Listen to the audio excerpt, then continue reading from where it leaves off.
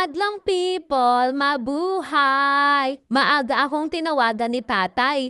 Kuhain ko daw ang napuha nilang mamara ngayong umaga. Ang sipag talaga nila, madaling araw pa lang nasa gubat na para maghanap at may maipadala sa mga anak.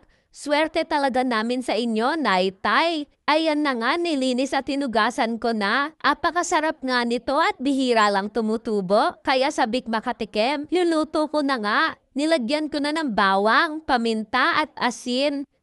Nang kumulo, inilagay ko na yung mamarang. Marami-rami nga to. Kumulo na siya ng matagal kaya eto luto na. Inakag-guma sila para pagsaluhan to dahil gustong-gusto din nila to. Sobrang sarap din kasi talaga lalo na pag mainit pa ang sabaw. Napakasarap talaga ng biyaya ng kalikasan. Thank you, Lord. Pero syempre pag nagkainan ng matatanda, di pa patalo ang batuta.